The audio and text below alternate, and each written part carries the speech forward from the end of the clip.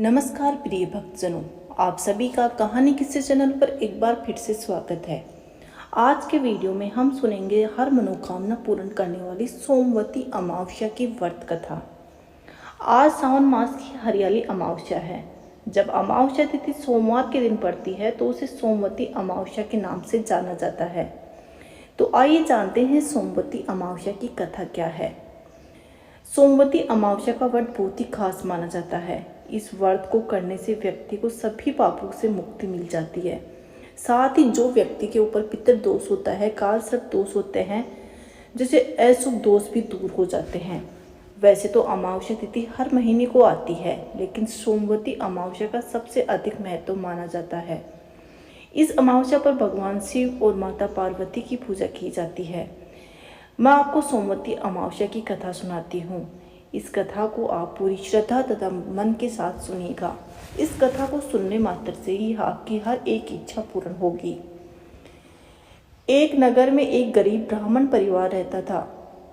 उसके साथ उसकी पत्नी और उसकी एक पुत्री भी रहती थी। समय बीतता गया और उसकी पुत्री धीरे धीरे बड़ी होने लगी। उसकी पुत्री सुंदर, संस्कारवान एवं गुणवान थी, परंतु गरीब होने के कारण उसका विवाह नहीं हो रहा था। एक दिन ब्राह्मण के घर एक साधु महाराज पधारे। साधु ने उस कन्या के सेवा भाव से बहुत ही प्रसन्न हुए और उन्होंने उस कन्या को लंबी आयु का आशीर्वाद दिया। साथ ही ये भी वरदान दिया कि साथ ही साधु महाराज ने ये भी बताया कि इस कन्या के हाथ में विवाह योग्य रेखा नहीं है। ये बात सुनकर ब्राह्मण दंपति परेशान हो गए और उन्होंने साधु से इसका उपाय पूछा। साधु महाराज ने अपनी अंतर्दृष्टि में ध्यान करके बताया कि यहाँ से कुछ ही दूरी पर एक गांव में सोना नाम की एक धोबिन महिला रहती है, जो बहुत ही संस्कार संपन्न और पतिपरायण है।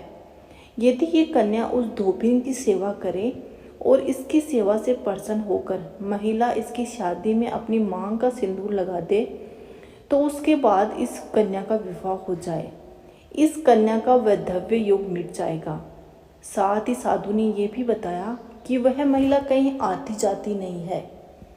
साधु महाराज की बात सुनकर ब्राह्मणी ने अपनी बेटी को धोबिन की सेवा करने के लिए भेजा।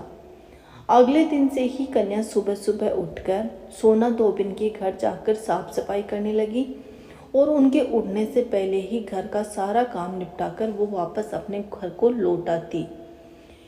एक दिन सोना धोबिन ने अपनी बहू से पूछा कि तुम इतनी सुबह उठकर ही सारे काम कर लेती हो और मुझे तो पता भी नहीं चलता, ये सब तुम कैसे कर लेती हो।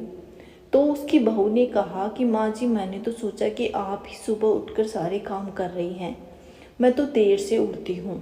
ये सब जानकर दोनों सास बहू बहुत ही हैरान रह गई। आखिर उनके घर में साफ सफाई कर कौन रहा है।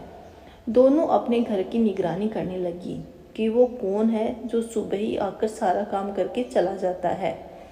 कई दिनों के बाद उस धोबिन ने देखा कि एक कन्या अपना मुंह कपड़े से ढके हुए अंधेरे में उनके घर आती है और सारा काम करके चुपचाप वहां से वापस चली जाती है।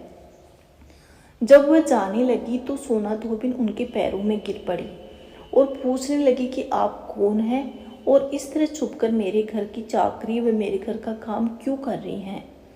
तब उस कन्या ने साधु द्वारा कही बात उसे बताई। सोना धोबिन उस कन्या की बात सुनकर उसकी मदद के लिए तैयार हो गई।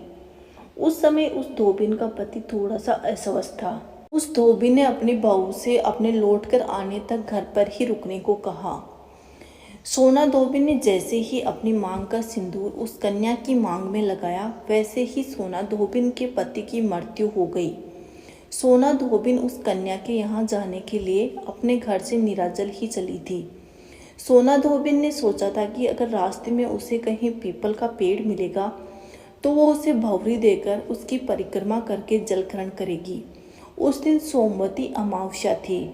धोबिन ने ब्राह्मण परिवार के घर से मिले हुए पूरे पकवान की जगह ईंट के टुकड़ों से 108 बार भंवरी दी और 108 बार पीपल के पेड़ की परिक्रमा की।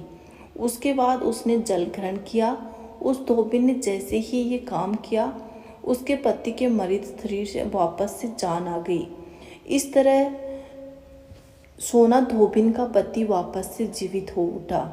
दोस्तों, ये थी सोमवती अमावस्या की कथा। आशा करती हूँ कि आपको मेरे द्वारा सुनाई गई कहानी जरूर पसंद आई होगी। अगर आपको ये कहानी पसंद आई है तो आप मेरे वीडियो को लाइक करें, शेयर करें व चैनल को सब्सक्राइब करें। धन्यवाद। बोलो शिव शंकर भोलेनाथ की जय।